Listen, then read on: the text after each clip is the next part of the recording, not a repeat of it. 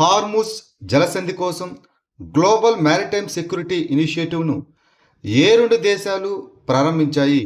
UK మరియు France. UK ప్రధాని Keir Starmer మరియు ఫ్రాన్స్ అధ్యక్షుడు ఇమాన్యుయల్ మ్యాక్రాన్ హార్ముజ్ జలసంధిని సురక్షితం చేయడానికి ఒక ప్రపంచవ్యాప్త కార్యక్రమాన్ని ప్రారంభించారు. సముద్ర భద్రతపై దృష్టి సారించిన ఈ వర్చువల్ సమావేశంలో భారతదేశంతో సహా సుమారు 40 దేశాలు పాల్గొన్నాయి. ఈ జలసంధి ఒక కీలకమైన చమురు మరియు గ్యాస్ కారిడార్ మరియు ఇక్కడ ఏర్పడే అంతరాయాలు ఇంధన ధరలు మరియు వాణిజ్య స్థిరత్వంపై ప్రపంచవ్యాప్తంగా ఆందోళనను పెంచాయి. హైదరాబాద్లో జరిగిన తొలి బౌల్డర్స్ క్లాసిక్ 2026ను గెలిచి దేశీయ గోల్ఫ్ను ఎవరు గెలుచుకున్నారు? శుభంకర్ శర్మ. హైదరాబాద్లో జరిగిన తొలి బౌల్డర్స్ క్లాసిక్ 2026ను గెలుచుకోవడం ద్వారా శుభంకర్ శర్మ దేశీయ గోల్ఫ్లోకి ఘనంగా పునరాగమనం చేశాడు. అతను టోర్నమెంటును ఆరంభం నుంచి ముగింపు వరకు నిలకడగా 66, 66 మరియు 64 స్కోర్లతో ఆధిపత్యం చెలాయించాడు. 2017లో తన చివరి దేశీయ విజయాన్ని అందుకున్న అతను 4 ఏళ్లకు పైగా విరామం తర్వాత ప్రొఫెషనల్ గోల్ఫ్ టూర్ ఆఫ్ ఇండియాలోకి తిరిగి అడుగుపెట్టాడు. ఐసీసీ తొలి మహిళల T20I ఛాలెంజ్ ట్రోఫీ 2026ను ఏ దేశంలో ప్రారంభించనుంది? రువాండా. ఐసీసీ మొట్టమొదటి మహిళల T20I ఛాలెంజ్ ట్రోఫీ 2026ను రువాండాలోని కిగాలిలో ఏప్రిల్ 18 నుంచి ప్రారంభించింది. రువాండా, ఇటలీ, నేపాల్, USA మరియు 1-2 అనే 5 జట్లు డబుల్ రౌండ్ రాబిన్ ఫార్మాట్లో పోటీపడతాయి. మే 2, 2026 వరకు గహంగా క్రికెట్ స్టేడియంలో మ్యాచ్లు జరుగుతాయి. ఈ టోర్నమెంటు అసోసియేట్ దేశాలను ప్రోత్సహించడం మరియు మహిళల క్రికెట్కు బలమైన అంతర్జాతీయ గుర్తింపును అందించడం లక్ష్యంగా పెట్టుకుంది.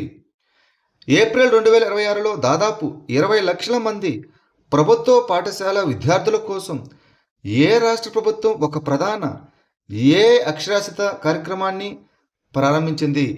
తెలంగాణ. తెలంగాణ ప్రభుత్వం దాదాపు 20 లక్షల ప్రభుత్వ పాఠశాల విద్యార్థులకు ఆర్టిఫిషియల్ ఇంటెలిజెన్స్ అక్షరాస్యతను అందించేందుకు రాష్ట్ర వ్యాప్త కార్యక్రమాన్ని ప్రారంభించింది. ఈ కార్యక్రమాన్ని అమెజాన్ మరియు పైజామ్ ఫౌండేషన్ భాగస్వామ్యంతో అమలు చేస్తున్నారు. 2025-26 నుంచి అదేవిధంగా 5 నుంచి 9 తరగతుల విద్యార్థులు SCERT తెలంగాణ రూపొందించిన ఒక క్రమబద్ధమైన పాఠ్య ప్రణాళికను అభ్యసిస్తారు. కోకో ఉత్పత్తిలో భారతదేశం ఎప్పట్లోగా స్వయం సమృద్ధిని సాధించాలని లక్ష్యంగా పెట్టుకుంది. 2040 నాటికి 2040 నాటికి కోకో ఉత్పత్తిలో పూర్తి స్వయం సమృద్ధిని సాధించాలని భారతదేశం లక్ష్యంగా పెట్టుకుంది.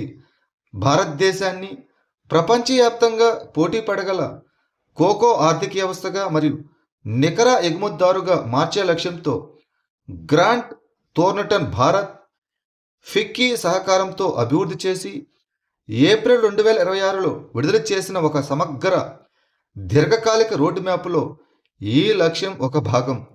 అయితే ప్రస్తుత పరిస్థితి వచ్చి భారతదేశం ప్రస్తుతం ఏటా $866 మిలియన్ పైగా విలువైన కోకోను దిగుమతి చేసుకుంటోంది.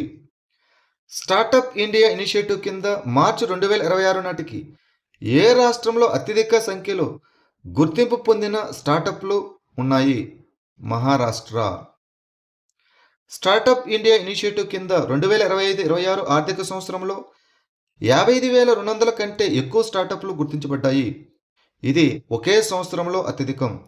దీంతో మొత్తం స్టార్టప్ల సంఖ్య 2.23 లక్షలకు పైగా చేరగా 23.36 లక్షల పైగా ఉద్యోగాలు సృష్టించబడ్డాయి. స్టార్టప్లు ఇప్పుడు అన్ని రాష్ట్రాలు మరియు కేంద్రపాలిత ప్రాంతాల్లో విస్తరించి ఉన్నాయి. వీటిలో మహారాష్ట్రలో అత్యధిక సంఖ్యలో అనగా 38,660 కంటే ఎక్కువ గుర్తింపు పొందిన స్టార్టప్లు ఉండగా ఆ తర్వాతి స్థానాల్లో కర్ణాటక, ఉత్తరప్రదేశ్, ఢిల్లీ మరియు గుజరాత్ ఉన్నాయి. కేరళలో హానికరమైన మొక్కల జాతులను గుర్తించడానికి ఏఐ ఆధారిత అప్లికేషన్ను అభివృద్ధి చేసినందుకు world Wide Fund for Nature జాతీయ అవార్డును ఎవరు అందుకున్నారు? ఎన్ అలీం యూసఫ్. కేరళలో ఆక్రమణ మొక్కల జాతులను గుర్తించడానికి ఒక ఏఐ ఆధారిత అప్లికేషన్ను అభివృద్ధి చేసినందుకు N Aleem Yusuf World Wide Fund for Nature జాతీయ అవార్డును అందుకున్నారు. నియోఫైట్ ఐడి అనే ఈ అప్లికేషన్ వినియోగదారులు తీసిన చిత్రాలను విశ్లేషించడం ద్వారా ఆక్రమణ మొక్కలను గుర్తించే ఒక మొబైల్ సాధనం. దక్షిణ పుణ్యక్షేత్ర యాత్రల కోసం దివ్య దక్షిణ యాత్ర రైలును ఏ సంస్థ ప్రారంభించింది? IRCTC. Bharat Gaurav tourist train ఇనిషియేటివ్లో భాగంగా దివ్య దక్షిణ యాత్ర అనగా దివ్య దర్శన యాత్ర అని కూడా పిలుస్తారు. దీన్ని ప్రారంభించిన సంస్థే Indian Railway Catering and Tourism Corporation అనగా ఐఆర్సిటిసి. దీని యొక్క ముఖ్య ఉద్దేశం దక్షిణ భారతదేశం అంతటా ఆధ్యాత్మిక మరియు వారసత్వ పర్యాటకాన్ని ప్రోత్సహించడం. ఇటీవల ప్రయాణ ప్రణాళిక కాంచీపురం, మహాబలిపురం, రామేశ్వరం, మదురై, త్రిచి, తంజావూరు మరియు తిరువన్నమలై వంటి ప్రదేశాలను కలుపుతూ 2026 ఏప్రిల్ 27న విశాఖపట్నం నుంచి బయలుదేరే ఒక కొత్త యాత్ర ప్రకటించబడింది. Asia Development Outlook ADO April 2026 ప్రకారం 2026 ఆర్థిక సంవత్సరానికి భారతదేశ అంచనా జీడిపి వృద్ధి రేటు ఎంత? 6.9%. ఆసియా అభివృద్ధి బ్యాంకు అనగా ఏడీబీ ఏషియన్ డెవలప్మెంట్ బ్యాంకు తన ఆసియా అభివృద్ధి దృక్పథం ఏడీఓ ఏప్రిల్ 2026లో భారతదేశ వృద్ధి అంచనాలను వెల్లడించింది. ఫైనాన్షియల్ ఇయర్ 2025లో 7.2%గా ఉన్న భారతదేశ జీడిపి వృద్ధి ఫైనాన్షియల్ ఇయర్ 2026 నాటికి 6.9% తగ్గుతుందని అంచనా వేసింది. ఇక ఫైనాన్షియల్ ఇయర్ 2027 నాటికి వృద్ధి రేటు 7.3%కి పుంజుకుంటుందని అంచనా వేసింది. ఈ తగ్గుదల స్వల్పకాలిక ఆర్థిక సర్దుబాట్లను ప్రతిబింబిస్తుండగా మధ్యకాలిక దృక్పథం బలంగానే ఉంది. ఏప్రిల్ 16, 2026 నాటికి మేఘాలయలో ఇంగ్లీష్తో పాటు ఏ భాషలకు అధికారిక హోదా కల్పించబడింది? కాషీ మరియు గారో భాషలకు. 2026 ఏప్రిల్ 16 నాటికి మేఘాలయ క్యాబినెట్ మేఘాలయ అధికారిక భాషల ఆర్డినెన్స్ 2026ను ఆమోదించింది. ఇది ఆంగ్లంతో పాటు కాషీ మరియు గారో భాషలకు అధికారికంగా అధికారిక భాషా హోదాను కల్పించింది. ఈ నిర్ణయం గతంలో ఉన్న మేఘాలయ రాష్ట్ర భాషా చట్టం 2005 స్థానంలోకి వచ్చి ఈ రెండు ప్రముఖ దేశీయ భాషలకు పూర్తి అధికారిక హోదాను కల్పించింది. ఆసియాలో అత్యంత ధనవంతుడు ఎవరు అయ్యారు? గౌతమ్ అదానీ. గౌతమ్ అదానీ $92.6 బిలియన్ నికర సంపదతో ముఖేష్ అంబానీని అధిగమించి ఆసియాలోనే అత్యంత ధనవంతుడిగా అవతరించారు. తాజా బిలియనీర్ ర్యాంకింగుల ప్రకారం ముఖేష్ అంబానీ సంపద $90.8 బిలియన్ ఉంది. మౌలిక సదుపాయాలు, ఓడరేవులు, పునరుత్పాదక ఇంధన రంగాల్లో అదానీ గ్రూప్ స్టాకులు బలంగా లాభపడటమే అదానీ ఎదుగుదలకు ప్రధాన కారణం.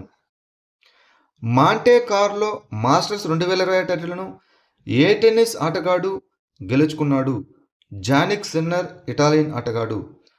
టెన్నిస్లో జానిక్ సిన్నర్ ఫైనల్లో కార్లోస్ అల్కరాజును 7-6, 6-3 తేడాతో ఓడించి మాంటే కార్లో మాస్టర్స్ 2026ను గెలుచుకున్నాడు. ఈ విజయంతో జానిక్ సిన్నర్ గతేడాది నవంబర్ తర్వాత మొదటిసారిగా ప్రపంచ నెంబర్ 1 ర్యాంకింగ్ను తిరిగి పొందాడు. ఈ match Monte Carlo Country Club Roquebrune Cap Martin France అనగా మొనాకో సరిహద్దులో జరిగింది. భారతదేశపు మొట్టమొదటి జల తటస్థ రైల్వే డిపోగా ఏ కోచింగ్ డిపో నిలిచింది?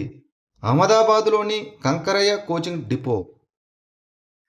అహ్మదాబాద్లోని కంకరయ్య కోచింగ్ డిపో తాను వినియోగించే నీటిని అంతటిని పునర్నియోగించడం ద్వారా జల తటస్థ హోదాను సాధించింది.